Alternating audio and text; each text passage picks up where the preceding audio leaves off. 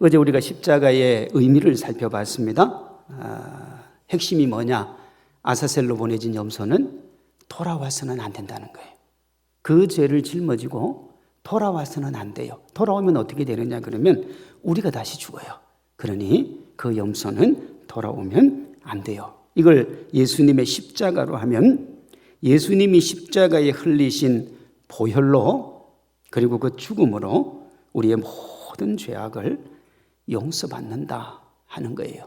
그 피로. 오직 기준은 피예요. 어디서 그걸 알 수 있느냐 그러면 오늘 본문에 있는 애굽에 내린 10번째 재앙이에요. 핵심이 뭐냐 하면 유월절입니다. 유월절.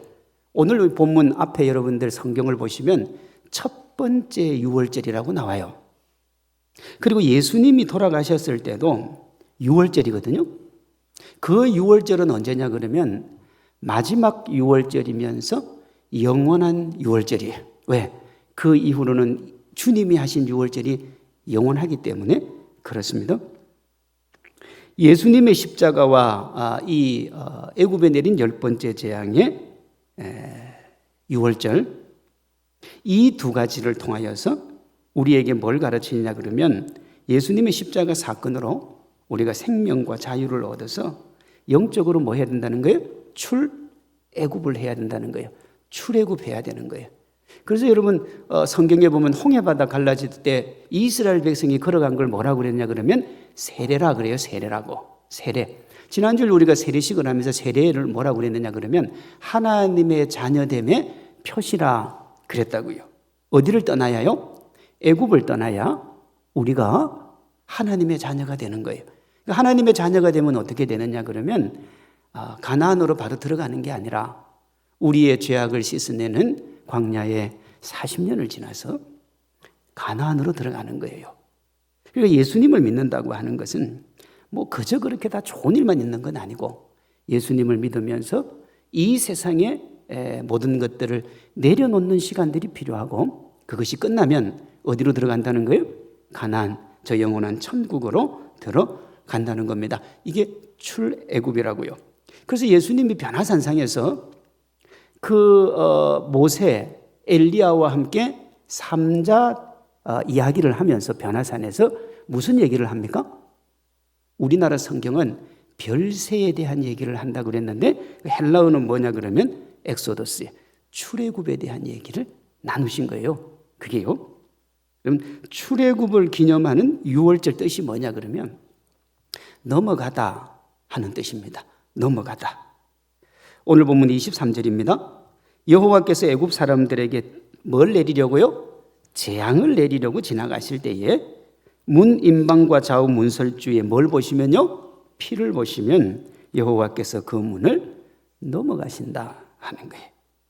여기 재앙이 애굽 모든 사람들에게 내린 모든 처음 난 것은 다 죽이는 재앙입니다.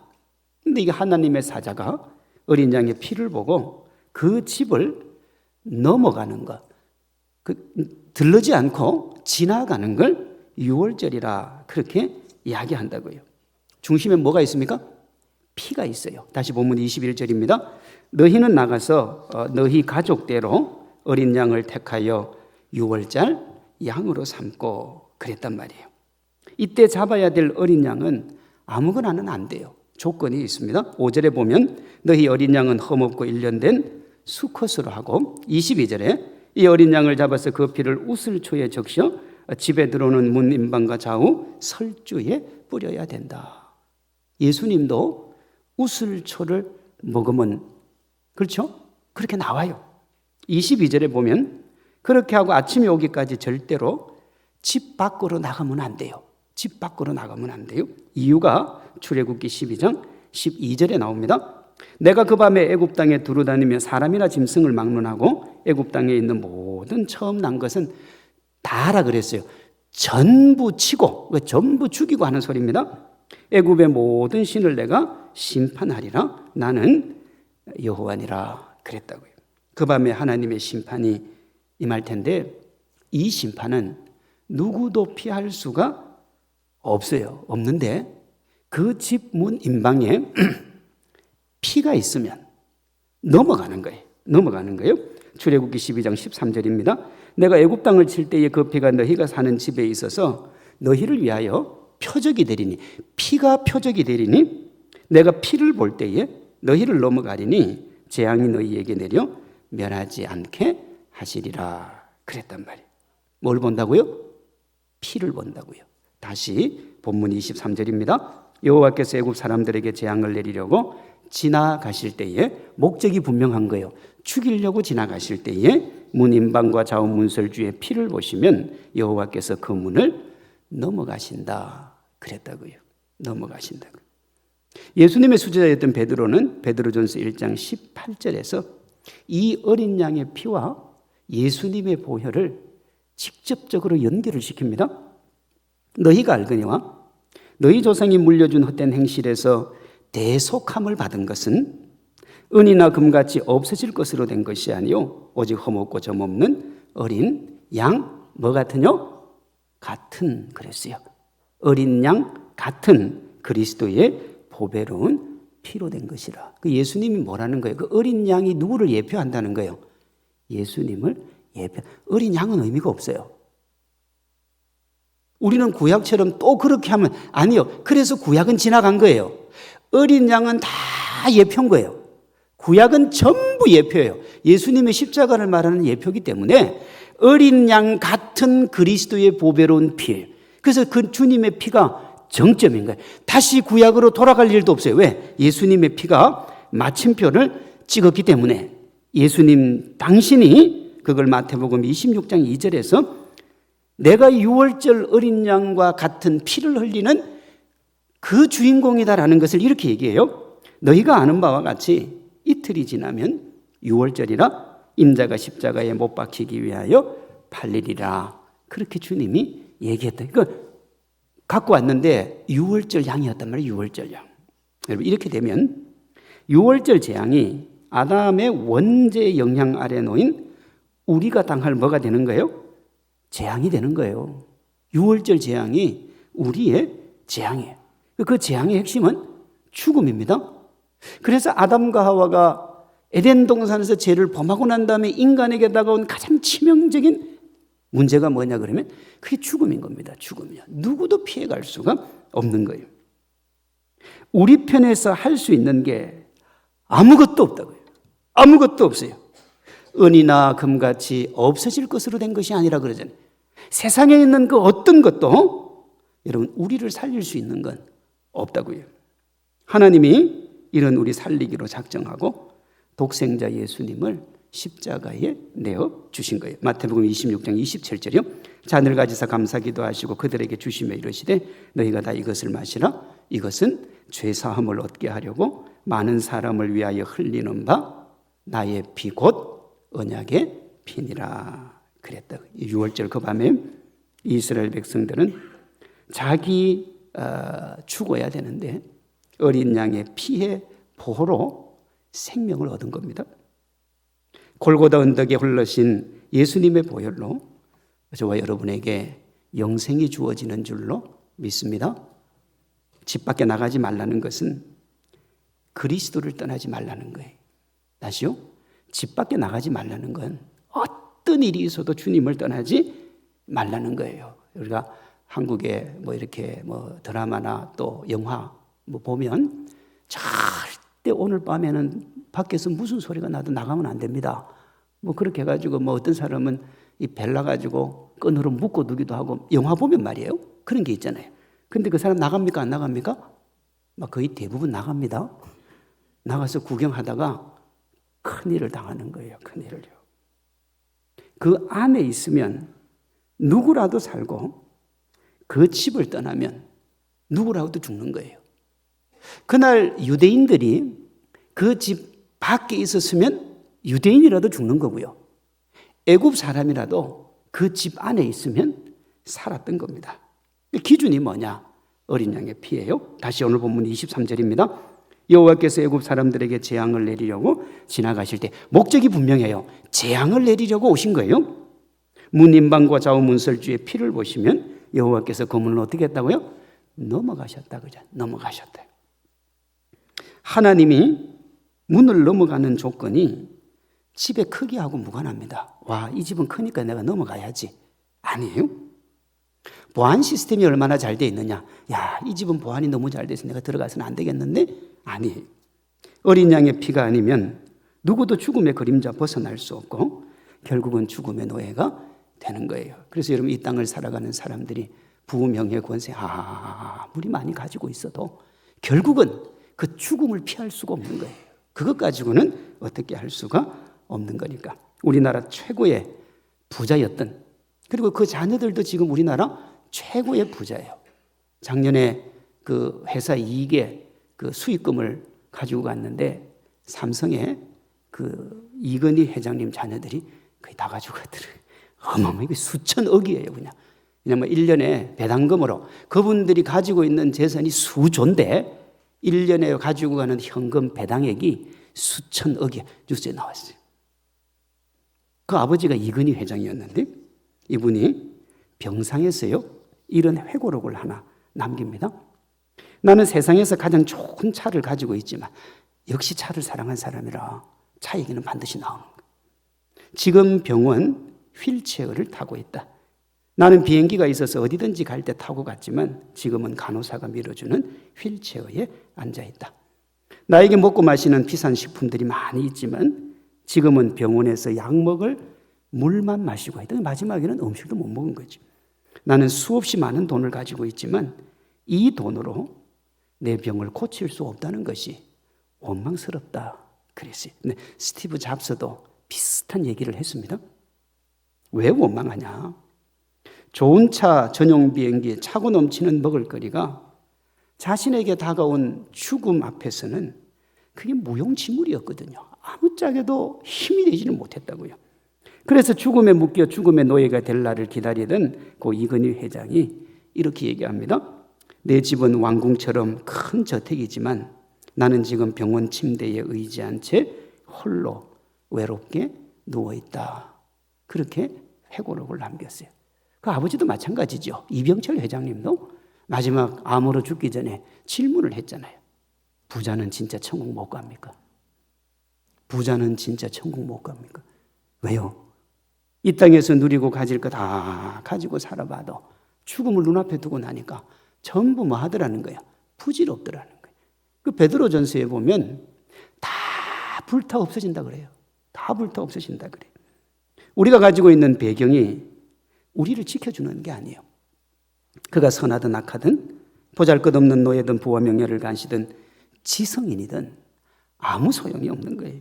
오직 하나의 기준은 그에게 하나님이 지시한 대로 문 임방과 좌우 설지에 어린 양의 피의 흔적이 있는가 없는가예요. 피가 있으면 살고 피가 없으면 죽는 거예요. 초가 삼간에 살아도 피가 있으면 살고 대궐 같은 집에 살아도 피가 없으면 죽는 거예요.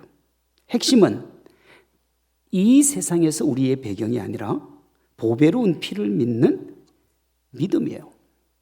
여러분, 출애굽을 결정짓기 전날 밤 애굽의 밤하늘을 놓았던 수많은 통곡과 눈물, 그리고 그 슬픔, 애굽에 선한 사람이 없어서 생긴 게 아니에요. 애굽에 학식이 없어서 생긴 게 아니라고요. 애굽이 다른 민족의 침을 받아 풍전등화의 위기에 처했는데 왜 지도자들이 우리를 살려주지 아니하나, 그것 때문에 통곡이 있었던 게 아니에요. 이때가요, 이집트가 피라미드를 가장 많이 만들었을 때예요. 가장 왕성했던 나라라고요. 그리고요, 하나님을 대적하며 하나님을 우습게 여기면 그렇게 당당했는데 왜 이렇게 되었느냐? 하나님 우습게 여긴 것 때문에 그런 거예요. 이스라엘 백성이 하듯이 어린 양의 피를 따라 그 집 문설주에 발랐던 사람들은 다 살았다고요. 대부분 애굽인들은 그렇게 하지 않았습니다. 어린 양의 피를 잡고 피를 바르는 행위를 우습게 여긴 거예요. 야, 저 미개한 종족을 보라 이거예요. 미개한 종족을. 예. 이 사람들은 다 그 나일강의 비옥한 땅에 살았기 때문에 농사를 지었다고요. 우리나라도 마찬가지입니다. 이 동물 잡는 백정이라고 그랬잖아요. 백정. 얼마나 우습게 알았어요. 저 형편없는 사람들 매일 피나 바르고 몸에 피냄새 풍기고 다니는 저 사람들 우습게 여겼다고요. 그런데 그 비웃음이 뭐가 되느냐? 통곡이 되었고 두고 씻을 수 없는 아픔이 된 겁니다. 오늘날도 사람들이 기독교를 향해서 그러죠. 이 첨단 문명의 시대에 인간이 인간보다 더 뛰어난 컴퓨터를 만들고 생명과학의 발달로 인간의 수명이 갈수록 길어지는 이때에 이대로 가면 이 세상에서 영원한 생명을 누릴 가능성이 점점 현실이 되어가는 시대잖아요. 그렇죠? 그래서 바이오가 발달하는 거 아닙니까? 바이오가. 그런 시대에 예수님의 피를 의지하는 우리를 뭐라고 그러냐면 미련하다 그래요. 미련하다 그래요. 바보 같다 그래요. 이 새벽에 일주일 동안 나와가지고 말씀 듣고 기도하는 우리를 보면 그 사람들이 아마 참 한심하다 그럴 수도 있어요. 근데 제가 궁금한 게 있어요. 그럼 밤새도록 앉아서 술 퍼마시는 거는 안 한심합니까? 그렇죠? 우리나라가 잘 되는 게 나이트클럽하고 이건 진짜 잘 됩니다. 어마어마하게 잘 돼.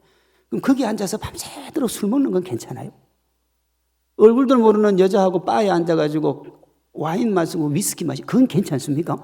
제가 볼 때 교회 오는 것보다 더 정신없는 짓이 그 짓인데 그건 괜찮은 거예요. 그건 괜찮은 거예요.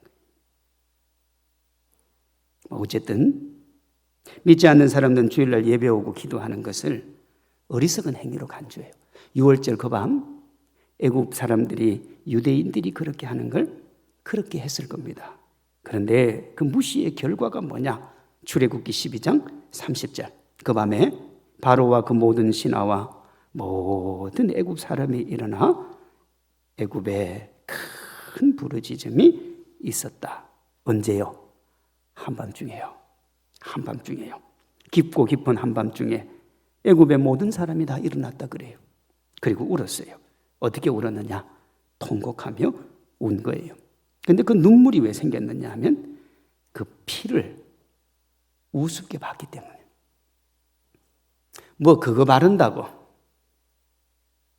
2000년 전에 십자가에 못 박혀 돌아가신 예수님 그거 믿는다고 죽을 인생이 사냐 이게. 저는 그런 걸 또 봤어요.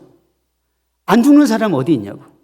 다 죽는데 죽고 나서 영원한 생명 얻는다고 기독교 사기치는 거 아니냐. 이해가 됩니까? 맞잖아요. 다 죽어요. 그런데 기독교는 뭐라고 그러냐면 나를 믿는 자 죽어도 살고 살아서 믿는 자 영원히 죽지 않는다. 그래서 저도 새가족 가르칠 때 뭐라고 그러냐면 죽음의 문을 열면 생명의 문이 열린다. 어쨌든 죽는 건 맞잖아요. 안 믿는 사람들이 보니까 죽는 거 맞다 이거지. 그런데 기독교는 그것도 사기라 이거예요. 뭘 우습게 보는 거예요? 어린 양의 피를 우습게 보는 거예요. 주님이 10번째 재앙에서 이미 우리에게 보여주셨어요. 세상은 그 피를 우습게 할 거라고. 우습게 할 거라고. 그러다가 무슨 일이 생기느냐? 통곡할 일들이 생기는 거예요. 참 생명이 우리를 살리는 것이 오직 그리스도의 보배로운 피밖에 없는 줄로 믿습니다. 우리에게 주홍 같은 피가 있어도 주님의 보배로운 피 믿고 바르면 용서받는 거예요. 하나님이 넘어가세요. 이 말이 왜 중요하냐 그러면 넘어간다는 말은 죄가 없다는 말이 아니에요. 그렇죠? 피를 보고 없다고 해주시는 거예요. 그래서 성경은 우리를 의인이라고 합니다만은 어떤 의인이라 그래요? 칭의라 그래요. 의인이라고 해주시는 거예요, 그냥. 그러니까 의인이라고 불러주는 거지. 저와 여러분은 의인 아닙니다. 여전히 죄인이고 죄의 길로 걸어가고 조금만 내버려두면 죄 짓고 아무리 예수님 믿어도 여러분 그건 변하지 않는 거예요. 그래서 의인, 그 의인을 칭의, 의롭다고 칭해 준 의인이라 그러는 거예요. 그 6월절이 넘어가는 거예요. 예수님의 피를 보고 그냥 넘어가 주는 거지 우리가 뭐 대단한 게 있는 것도 아니고 멋진 게 아니라니까요. 아니에요. 그래서 예수님 믿는 것의 본질이 뭐냐 그러면 어린 양의 피를 믿고 생명을 얻는 거예요. 우리는요, 돈명의 권세가 세상을 살아가고 답답하고 두려운 것을 이기는 힘이라 그래요. 맞지요? 이 세상에서는 그게 맞아요. 그러나 나이가 들면 조금씩 체험을 하게 됩니다. 뭘 체험하느냐 그러면 그게 영원하지 않다는 것. 물론 어떤 사람은 인생의 끝에 깨닫습니다만 분명한 건 모든 사람이 죽기 전에는 다 깨닫는다는 거예요. 세상에서 가지고 있는 그게 전부가 아니라는 거예요. 참만족과 기쁨이 세상으로부터 오는 게 아니라는 거예요. 아니라는 거예요. 그렇잖아요. 물론 이 말에 동의 안 하실 분이 있어요. 아직 젊으신 분들은. 근데 연세 드시면 아마 제 말에 동의할걸요. 예수님이 그걸 누구보다도 잘 아셨기 때문에 이 생명과 기쁨과 평안을 우리에게 주시기를 원하셨던 거예요. 예수님이 이렇게 말합니다. 요한복음 14장 27절에 평안을 너희에게 끼치노니 곧 나의 평안을 너희에게 주노라. 내가 너희에게 주는 것은 세상이 주는 것과 같지 아니하리라. 너희는 마음에 근심하지도 말고 두려워하지도 말라 그랬어요. 여기 내가 너희에게 주는 게 주님이 뭐라고 그래요? 평안이라고 그러잖아요. 근데 세상이 주는 것과 같지 않대요. 그럼 세상이 우리에게 주는 것은 뭐냐면 편안한 걸 주는 거예요. 편안한 걸. 그렇죠? 근데 그 다음 말이 기가 막힌 거예요. 마음에 근심하지도 말고 두려워하지도 마라. 그럼 우리 마음에 근심이 사라지고 우리 마음에 두려움이 사라지려면 뭘 가져야 된다는 거예요? 편안함이 아니라 세상이 주는 편안함이 아니라 주님이 주는 뭘 가져야 된다는 거예요? 평안을 가져야 된다는 거예요. 평안을요. 어떤 사람이 화가에게 평안함의 그림을 그리라고 두 사람한테 숙제를 해준 거예요. 뭐가 평안한 거냐? 호수 위에 참새를 놓고 평안을 얘기해보라. 그렇게 줬단 말이에요. 근데 한 명은 잔잔한 호숫가에 따뜻한 햇빛이 내리쬐는 그림 위에 둥지를 들고 나무 위에 앉아있는 새를 그린 거예요. 이게 편안하다. 근데 한 사람은 비가 내리고 태풍이 불어서 물이 엄청나게 출렁이고 비가 막 억수같이 쏟아지는데 거기 나뭇가지에 위태위태하게 떨어질 것 같은 그 둥지 위에 앉은 새가 너무너무 태연자약하게 앉아있는 그림을 그린 거예요. 평안이 뭡니까? 세상이 어떻게 흔들리고 세상이 나를 휘몰아쳐 와도 그 마음에 여유가 있는 게 평안이거든요.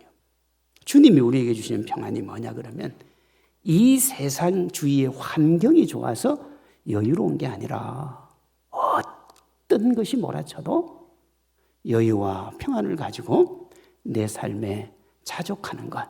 그게 평안한 거예요. 주님이 우리에게 주시는 게 뭐냐 그러면 그 평안이라고 해요. 이 세상을 살아가는 사람들을 보면 그렇지 않습니까? 돈이 얼마 있으면 평안할까? 얼마 있으면 평안할까요? 얼마 있으면 만족할까요? 예? 한 100억 주시면 만족하겠습니까? 저는 100억 있으면 만족이 아니라 뭐 상 만족할 것 같아요. 그런데 있어 보면 아마 그렇지 않을걸요. 왜 그렇지 않냐? 나 먹고 살 거 있으면 내 자식 먹고 살 거 줘야 되고요. 내 자식 먹고 살 거 있으면 그 자식의 자식 먹고 살 거 있으면 더 좋겠고 여유가 더 있으면 그 자식의 그 자식까지 먹고 살 거 있으면 더 좋은 거예요. 끝이 어디 있어요? 끝이 없어요. 끝이 없는 염려, 근심, 걱정, 불안 털어내고 참된 기쁨 누리는 길은 예수님 의지하는 것밖에 없는 줄로 믿습니다. 마무리합니다. 주어진 삶을 이기고 환경을 이기고 시대를 이기는 힘은 예수 그리스도의 보혈로부터 오는 거예요.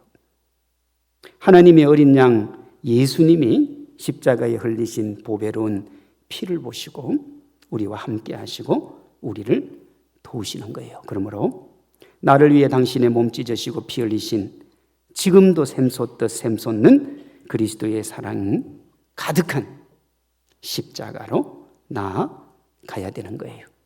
샘물과 같은 그리스도의 보혈로 나아가면 주님께서 우리의 죄를 용서해 주시고요.